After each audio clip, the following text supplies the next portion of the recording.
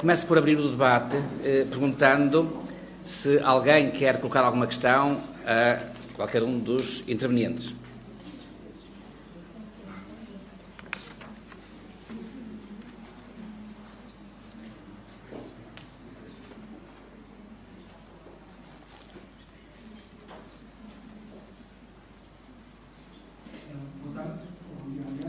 Eu queria colocar duas questões. A primeira era o seguinte: por maior que seja, pelo que ouvimos, por maior que seja a antiguidade do registro, o titular inscrito nada pode opor, portanto, contra o uso capião. A pergunta que eu faço é: sendo assim, poderíamos afirmar que o uso capião é o fundamento primário dos direitos reais na ordem jurídica portuguesa? Para quem é essa questão? Pode ser para a professora Mónica e para o seu professor. E depois tinha uma segunda, não estava para colocar, mas há pouco ouvi o senhor notário falar acerca das pessoas que titulavam, portanto, dos vários intervenientes, dos vários tituladores. Eu queria pôr a seguinte questão e lembrar um facto. Antes da privatização do notariado, os senhores notários públicos, na altura públicos, em média faziam 10, 15 escrituras por dia. Não mais do que isso. Não mais do que isso, porque sabemos todos que não era possível. Não é humanamente possível. Cumprindo a lei notarial, não é possível fazer mais do que esses títulos. Passado pouco tempo, como na altura estava em auge a construção, sabíamos que havia notários que faziam 40, 50 escrituras por dia. Todos sabíamos, nos conservatórios nós sabemos isso. Pergunto, pôs-se em questão, portanto, os outros tituladores, dizendo, penso eu, que eram as suas palavras, que sejam mais especialistas, maiores especialistas. Onde é que está o cumprimento do decálogo notarial quando esses notários assinavam 50 escrituras por dia? Obrigado. Então, começa a sua professora. Orsta.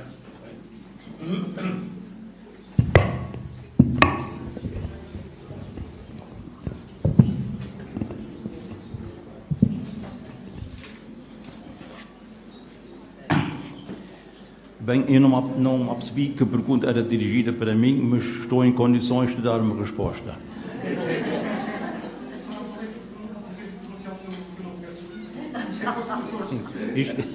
Isto acontece a muita boa gente e também digo aos meus alunos que ninguém fica reprovado se não consegue pronunciar corretamente o meu nome. Pronto, isto não faz parte da matéria. Segundo o direito português, pode-se usucapiar contra o registro. Pode.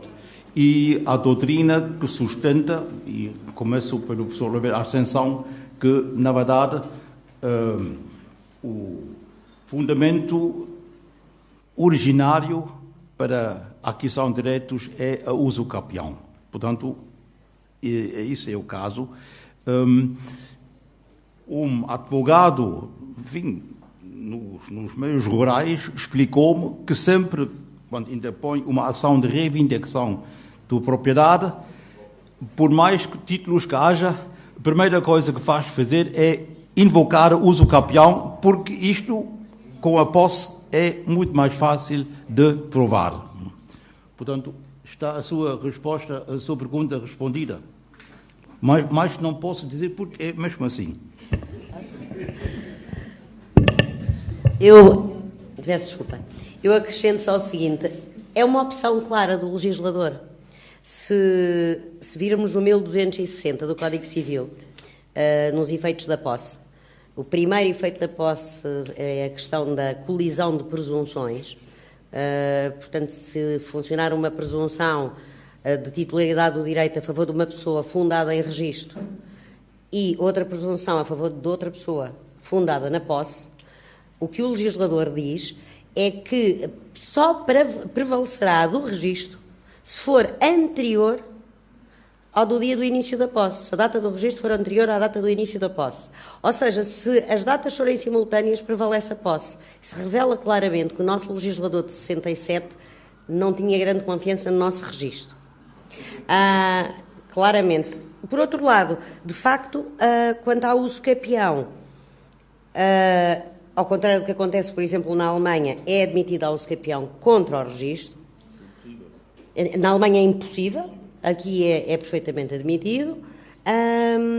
E como todos nós sabemos, sobretudo os senhores advogados, mesmo quando há a certeza absoluta que a aquisição foi derivada e se tem o registro feito a nosso favor, diz sempre, e mesmo que assim não fosse, exerce posse pacífica pública por mim e antecessores há mais de 40, 50 anos. Caso o registro falhe, já está invocado e há de ser provado de alguma maneira. Pronto. Portanto, isso de facto é verdade. Mas foi uma opção do legislador. Peço agora ao Dr. Joaquim que responda à pergunta. Presumo que seja conservador. Não é. É advogado. É oficial. Muito bem. Então, é assim, eu não sei quantas faziam antes da privatização, nem depois da privatização. Eu nem sequer falei aqui de notários, nem sequer falei de conservadores, falei de tituladores, falei de registradores e, portanto, eu falei de princípios. E, portanto, não falei em número de escrituras, não falei. Cada um tem capacidade de fazer as que tem. Certamente não fará 50, eu nunca fiz, mas faço mais que 10. Todas conferidas a pormenor. Não faz 15 mil num dia. 15 mil, não. 15 mil o quê? 15 mil atos. Não. 15 escrituras. Não, isso não faz sentido. Desculpe, isso não faz sentido. Pronto. Mas vamos manter aqui a coisa séria. Vamos manter. Bom, é assim, se quiserem mantê-la séria. Se quiserem, senão eu também consigo atingir outros níveis, como queiram. Não vale a pena, não é? Portanto, a questão é do princípio. Por um lado, o titulador tem que ser um profissional licenciado em Direito, especialmente talhado para aquilo. Não pode ser um licenciado em qualquer coisa ou um não licenciado. Isto é o que eu acho, mas podem achar outra coisa. Esta é a minha opinião. Faça 5 ou faça 10 escrituras ou faça 15. Por outro lado, e eu tentei justificar, enfim... Por outro lado, acho que a pessoa que vai registar não pode ser a mesma que vai titular, pelas razões, porque também disse. Acredito que não tem nada a ver contra os oficiais, aprendi muito com oficiais, reconheço, sou amigo de muitos oficiais, como sou amigo de muitos conservadores que estão aqui, que acabei por ver ao fim de 20 anos, já não via há 20 anos. Mas isto nada tem a ver com isso. Tem a ver com os princípios. As coisas têm que ser assim, na minha opinião. Se misturamos tudo, à la portuguesa, não vamos a lado nenhum. Obrigado. Muito obrigado. Vamos agora. Peço desculpa. A pergunta não me foi dirigida, mas porque já tomei posição sobre esta questão por diversas vezes, não posso deixar de dizer que concordo completamente com o que o Sr. Notário disse. Completamente. Quem já me ouviu falar sabe, os bons tempos eram aqueles em que, quando falávamos para notários e para conservadores, quer uns quer outros diziam que eram duas metades de uma mesma laranja ou duas metades de uma mesma maçã. Concordo completamente. Muito obrigado. Só para descomprimir. Eu acho que para descomprimir a coisa. Eu desde já declaro que eu gostava muito mais de ser solicitador em 1980 e 1992. Foi quando eu me inscrevi como solicitador. Gostava muito mais da profissão do que gosto hoje. Ganhava mais, trabalhava menos. Mas drasticamente, significativamente. Porque cada um tinha o seu papel. Eu tinha o meu papel, o notário tinha o seu papel, o conservador tinha o seu papel e... Agora, vou-me permitir dizer uma coisa, quer dizer, isto é a minha declaração, que eu gostava dos velhos tempos. Porém, os velhos tempos não vão voltar, ok? E nós podemos tentar falar muito sobre os velhos tempos, mas os tempos hoje são muito diferentes. E os tempos hoje são de tal maneira diferentes, e houve ali alguém que disse 15 mil atos num dia é possível. Pois, mas é que também há agentes de execução que tratam 20 mil execuções e há advogados que dão entrada num dia a 20 mil processos. E isto é a realidade com que nós lidamos hoje. E lidamos com uma realidade em que nós temos um sistema construído no tempo da ignorância, em que havia meia dúzia de pessoas que transacionavam bens, para uma nova realidade em que as pessoas são instruídas, bem ou mal, mas claramente têm muito mais noção dos seus direitos, têm muito menos confiança nos outros, ok? E confiam em coisas que os juristas, para nós é difícil aceitar. Aceitam mais uma condenação no Facebook do que uma sentença de um tribunal. Ok? Portanto, discutirmos aqui a sentença, uma magnífica sentença do Supremo Tribunal de Justiça, mas se for dita na praça pública que a sentença não presta, tenham a certeza que a sentença não presta. E, portanto, é isto com que nós lidamos hoje. E, portanto, eu digo isto aos meus colegas há muitos anos, e claramente, se olharem para o percurso da Ordem dos Solicitadores, da Câmara de Solicitadores, é dizer assim, eu não me adianta defender a minha casa. Eu criar muros a defender a minha casa não me adianta nada. Porquê? Porque os outros vão assaltar a minha casa, tenham a firme certeza. Imobiliárias, contabilistas, conservadores, notários, andamos todos à estalada uns com os outros. Salvo seja, não é? Salvo seja. E, portanto, o meu caminho qual é? O meu caminho é tomar conta também do território dos outros. Ou, pelo menos, daquele território que as pessoas não querem. Que os outros não querem. E, portanto, vamos continuar com este caminho. E, por mais que queiramos, é evidente que não vale a pena dizer, eu posso, como o doutor diz, posso dizer mal de toda a gente e mais alguma, porque todos temos exemplos para dizer mal. De facto, temos é que encontrar uma nova realidade. E vou voltar a dizer aquilo que disse. Para mim, a realidade, independentemente de quem titula ou não titula, ou sequer se há titulação, não é?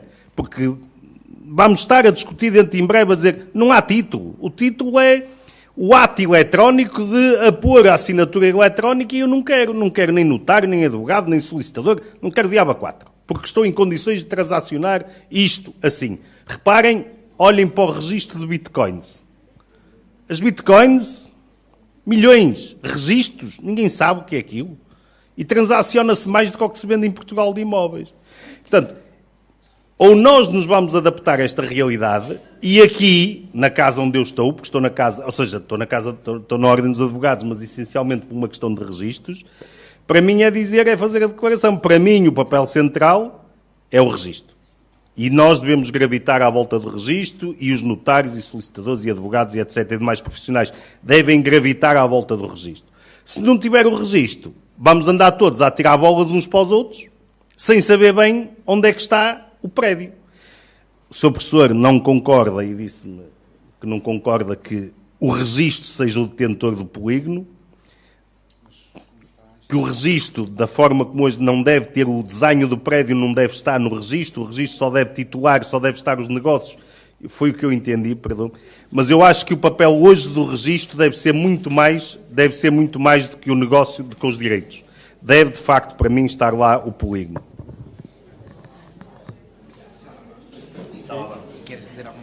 Sí, lo que dice, ¿no? Que me decía que el registro que el predio no debe estar en el registro.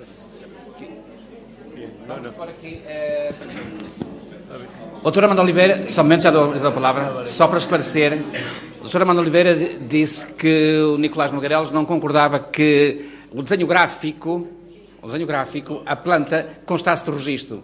No, eso no me ha entendido. Vamos a ver. Esto es muy importante. Precisamente yo que me dedico a viajar por el mundo sé cómo están los registros y cómo están los diseños gráficos. Hoy nadie tiene un registro sin tener una base gráfica. Eso por descontado. Ni se rechazan las nuevas tecnologías. Al contrario, se incorpora. Lo que pasa es que hay que saber lo que es un diseño gráfico y lo que es un registro y no confundir las cosas. Que muchas veces se creen que por poner una foto ya tiene los mismos efectos que produce el registro de presunciones de exactitud. Eso no es así.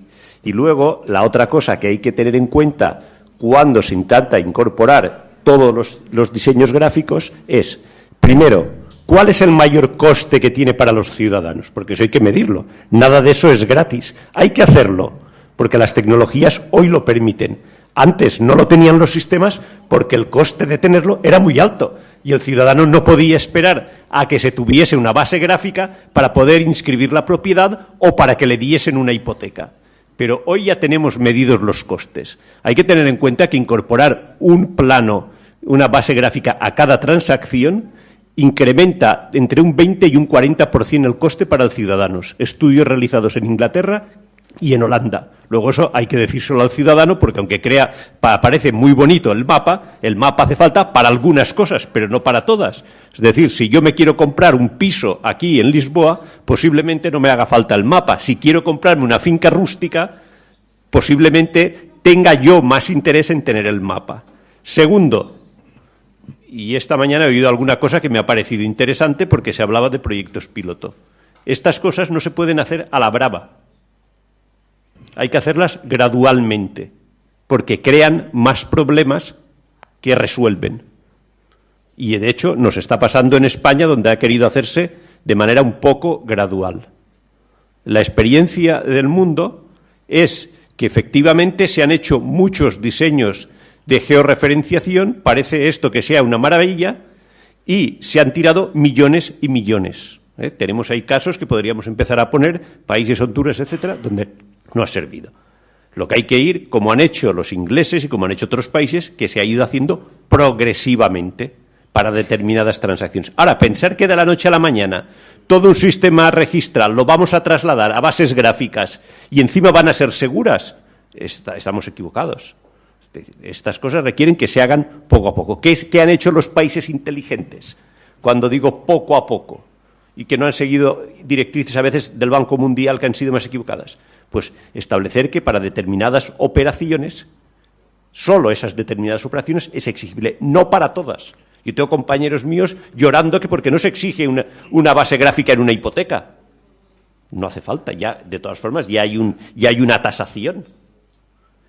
Pero sí que tengo aquí que hace 2 días me llamaban de un país, que no daré el nombre, que estaban por el 3er proyecto de reforma. Y todo el problema era bases gráficas. Y creyendo hacer bases gráficas, creían que solucionaban problemas de registro. Y aquí es lo que se pierde de vista, es que estamos con tecnología jurídica.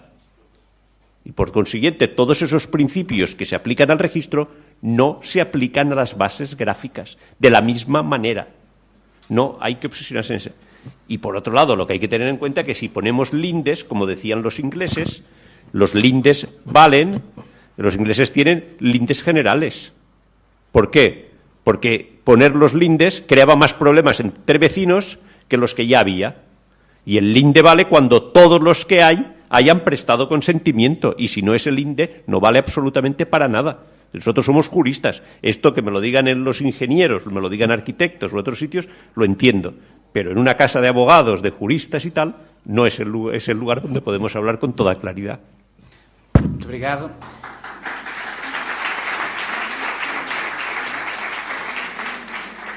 Por favor.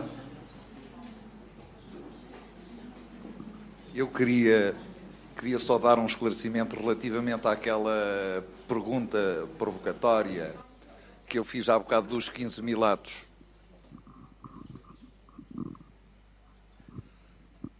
Os 15.000 atos. Os 15.000 atos têm a ver com procedimentos administrativos de dissolução de sociedades comerciais.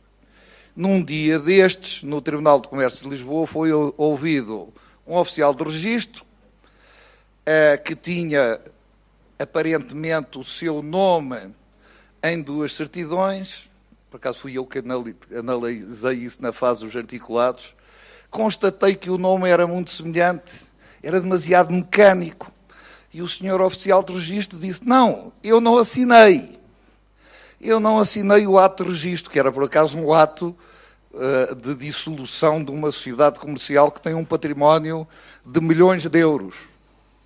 Eu não assinei. Eu fotografei a minha assinatura porque eu tinha uma folha de Excel que recebi da administração tributária e fiz cerca de 15.000 autos de notícia, depois passou o prazo e fiz mais 15.000 decisões de dissolução de sociedades comerciais, uma que era de um cliente meu, tem um património de milhões de euros e foi dissolvida como se não tivesse património nenhum.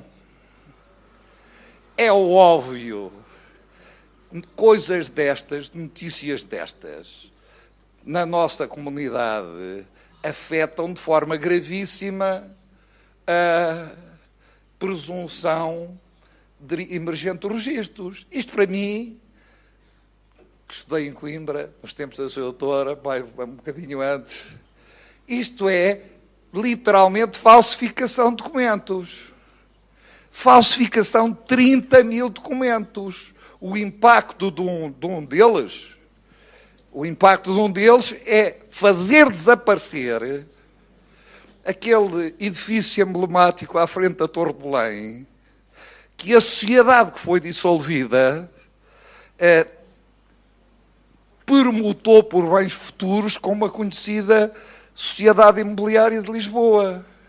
E agora, mataram a sociedade comercial, que era dona do imóvel, e dos bens futuros, não há rastro da permuta, há uma escritura pública, por acaso, mas não há ninguém sequer com legitimidade para arguir o desaparecimento da descrição resultante da junção dos três imóveis. São aquelas casas do Arco, à frente da Torre de Belém. Este é o estado, esta é a situação mais, digamos, emblemática para mim do estado do registro predial em Portugal, que eu tenha começado a dizer aos meus clientes. Cuidado que o registro deixou de ser seguro. Peço desculpa. Cuidado. Peço desculpa, mas estamos aqui num colóquio, já esclareceu a situação. Quer formar alguma questão a algum dos convidados? Não, queria só dizer mais duas coisas. Uma coisa que é que isto é transversal a todo o sistema de registro. É gravíssimo o que está a passar-se no registro civil. Neste momento, temos pessoas que não são funcionários a fazer atos de registro civil. E não digo mais nada. Mas, então, se me permites, doutor, aproveito a sua intervenção e dirigir aqui uma questão à professora Mónica Jardim, que era de saber se a doutora tem livro, tem muitos livros escritos sobre esta matéria, tem um que é escrito sobre registros e notariado, e fala lá de algumas fragilidades que foram introduzidas aos sistemas registais pelas últimas alterações legislativas. Uma vez que o Sr. Doutor falou nisso, aproveito... Deixe-me só concluir... Eu posso pôr a pergunta. Não, mas eu ponho... A Mónica Jardim encontra algum fundamento legal para que as assinaturas dos conservadores ou dos funcionários sejam substituídas por montagens fotográficas. Mónica, quer falar sobre isso? Existe alguma base legal para isto? Obrigado. Professora Mónica, não sei se quer... Não, é evidente, não... O Sr. Doutor está apenas a dar conta de uma situação que é grave, que é muito grave. É evidente que não há suporte legal. E é evidente também, quem anda por estes meios há uns tempos, que sabe que toda aquela fase do simplex e da atribuição de competências a outras entidades e de dança de cadeiras deu muito mau resultado em muito sítio. E um deles foi precisamente no comercial. Mataram o nosso registro comercial. E, como é evidente, no registro das sociedades por cotas, eu lembro-me na altura, quando falava com alguém, dizia, se tem uma sociedade por cotas, transforme-a. Por cotas não a deixe ficar. E é evidente que isso vai acabar, mais tarde ou mais cedo, já está a chegar à altura, por se refletir no predial. Pronto, é inevitável.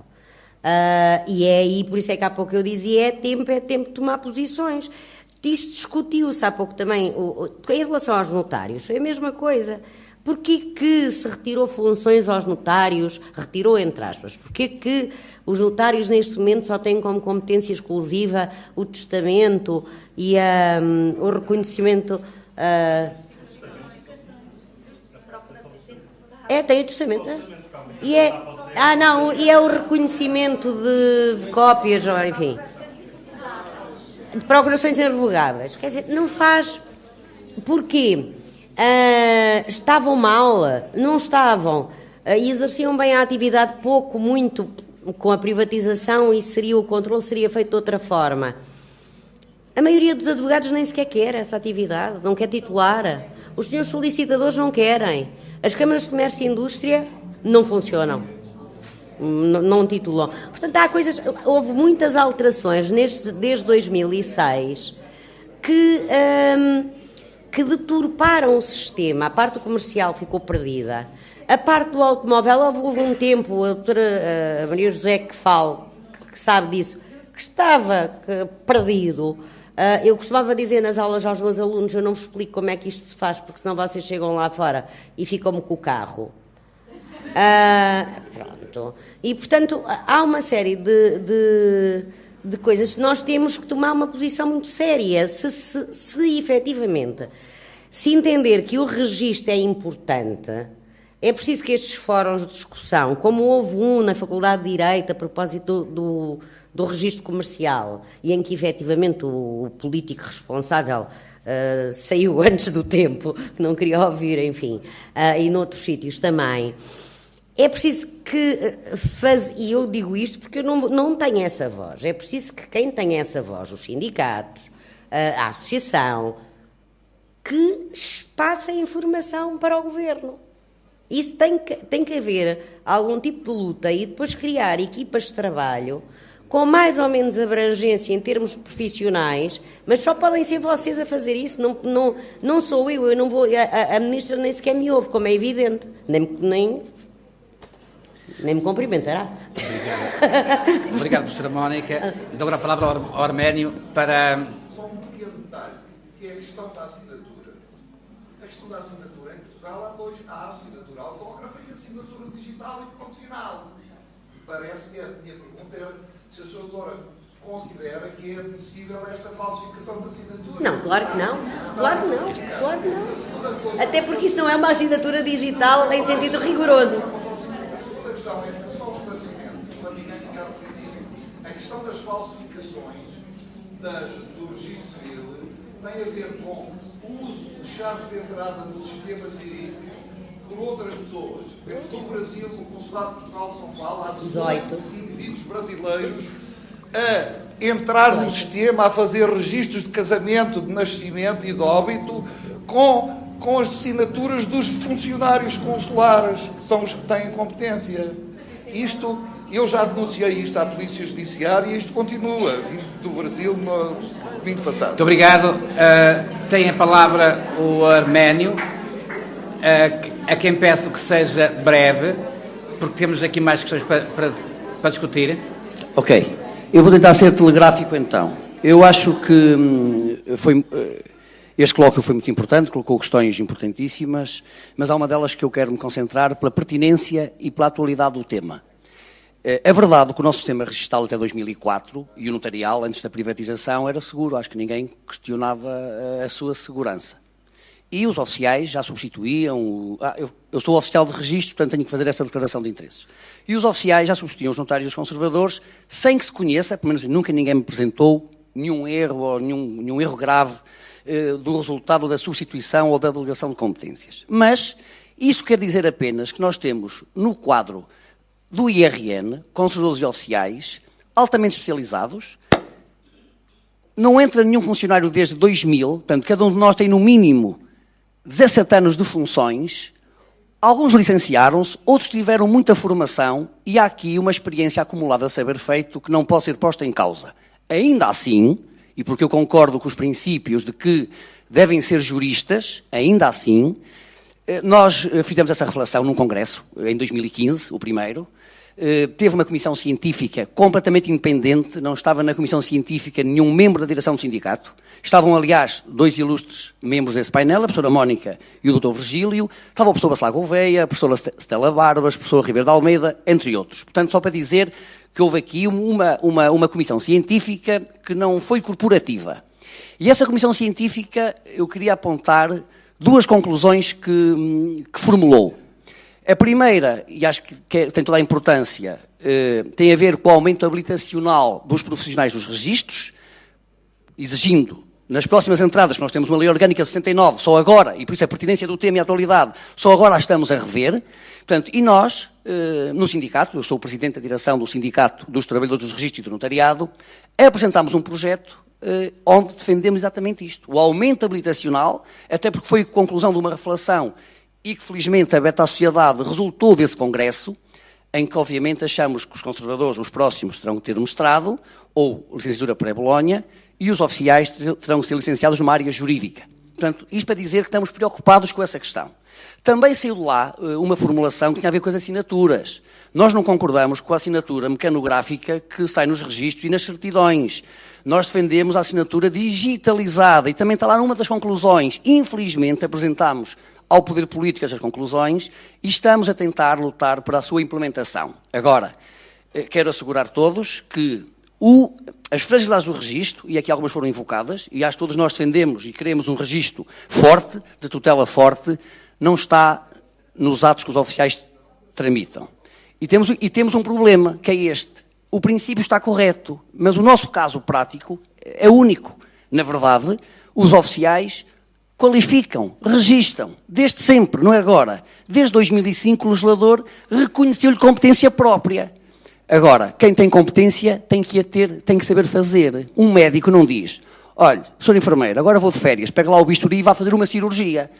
Ter competência é saber fazer. Portanto, eu acho que, e queria dar este testemunho, nós estamos no âmbito de revisão das carreiras, está inscrito na Lei de Orçamento de Estado para este ano, que termina o processo negocial no final deste ano. Portanto, o que nós estamos a defender, e porque faz todo o sentido e vai ao encontro das preocupações, acho que de todos, é o aumento habilitacional dos profissionais de registro e, portanto, era este testemunho que eu queria aqui deixar. Muito obrigado.